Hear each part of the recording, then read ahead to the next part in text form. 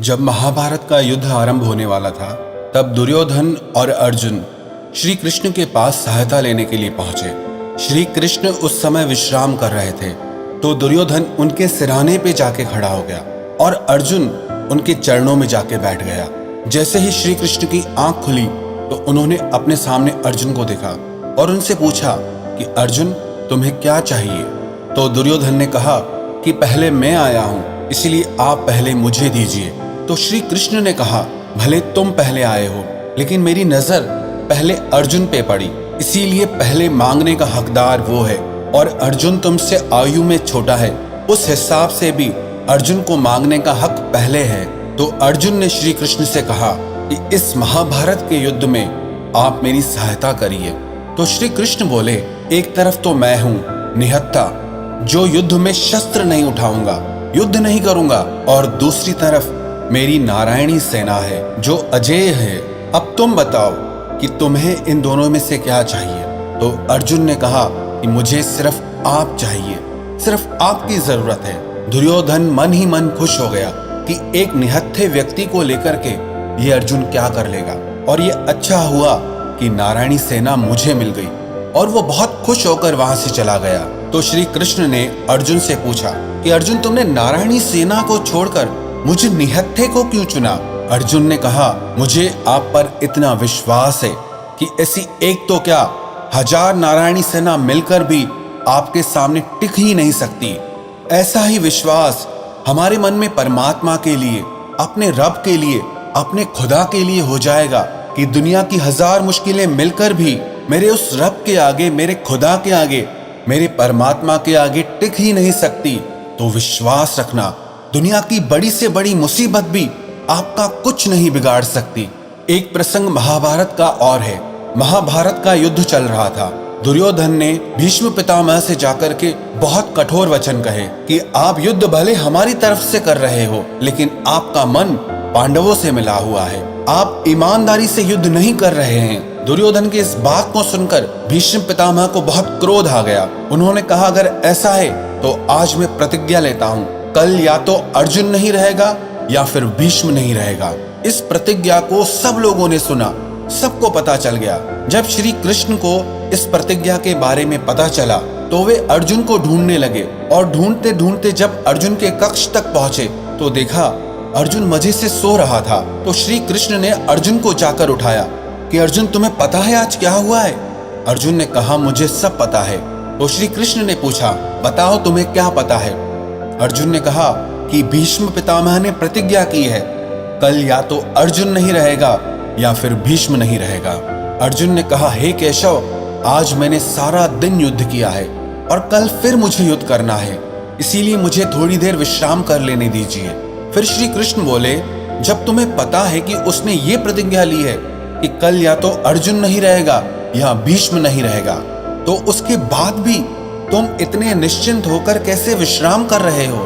तुम्हें कोई चिंता नहीं हो रही क्या? तो अर्जुन श्री कृष्ण के चरणों में गिर पड़े और कृष्ण से कहने लगे कि जिसकी चिंता में व्याकुल होकर आप इधर से उधर भटक रहे हैं, जिसकी चिंता आपने अपने कंधों पर उठा रखी है, उसके बाद तो कोई मूर्ख इंसान ही होगा जो अपनी चिंता खुद करने लगे। जिन लोगों का भी परमात्मा में विश्वास होता है, वो बड़े से बड़े संकट, बड़ी से बड़ी मुसीबत से भी बाहर आ जाते हैं। महाभारत का एक प्रसंग और भी है कि अर्जुन का और राजा भगदत्त का युद्ध चल रहा था, और उस महाभारत के युद्ध क्षेत्र में एक छोटी सी चिड़िया अपने छोटे छोटे बच्चों के साथ फंस गई थी और मन ही मन परमात्मा से प्रार्थना करने लगी कि मेरी रक्षा करो, और उसकी प्रार्थना को श्री कृष्ण ने सुना। राजा भगदत्त एक विशाल हाथी पर बैठा हुआ था, और जब अर्जुन राजा भगदत्त से युद्ध कर रहा था तो अर्जुन का तीर उस हाथी के गले में बंधे बड़े से घंट पे जाके लगा, और वो विशाल काय घंट उन चिड़ियाओं के ऊपर जाकर गिरा, और सारा दिन वहां पर घमासान युद्ध होता रहा। हजारों लाखों योद्धा मरते गए, और जब उस दिन युद्ध की समाप्ति हुई तो श्री कृष्ण अर्जुन को उस घंट के पास में लेकर आए और अर्जुन से उस घंट को उठाने के लिए कहा।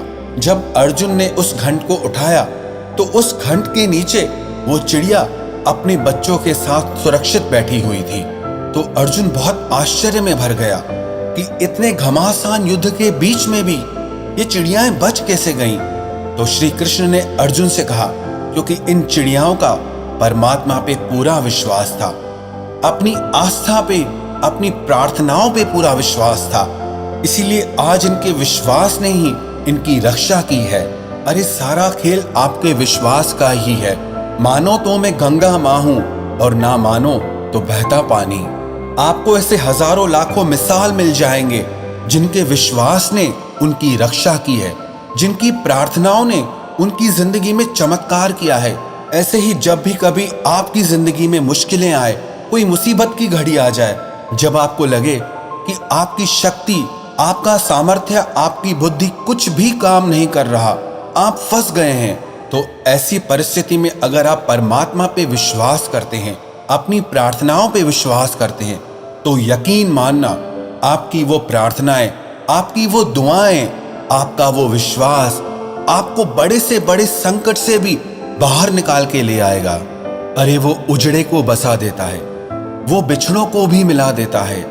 हम सब उठते तो खाली पेट हैं, पर वो परमात्मा सबको भरपेट सुला देता है। गलत कहते हैं कि दीदार नहीं होता, सच तो यह है कि देखने वाला खुद ही तलबगार नहीं होता। एक बार सच्चे दिल से पुकारो उस परमात्मा को, फिर देखना तुम्हारी मदद करने के लिए कैसे वो साकार नहीं होता।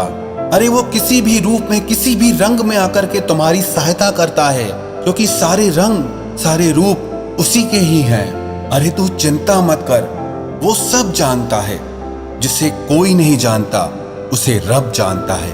प्रार्थना और विश्वास दोनों अदृश्य हैं, लेकिन दोनों में इतनी ताकत है कि हर नामुमकिन काम को भी पक्का मुमकिन कर देते हैं। तो जिंदगी में जब भी मुसीबतें आए, आपकी हिम्मत टूट जाए, आपसे दुख सहा न जाए, तो मन में ये विश्वास रखना कि वो परमपिता परमात्मा, वो ईश्वर, वो प्रकृति, वो परम शक्ति हमेशा आपके साथ है। जैसे उसने आज तक हर मुसीबत से, हर मुश्किल से आपको बाहर निकाला है, वैसे ही आज भी सारी मुसीबतों से, सारी परेशानियों से वो ईश्वर तुम्हें जरूर बाहर निकालेंगे।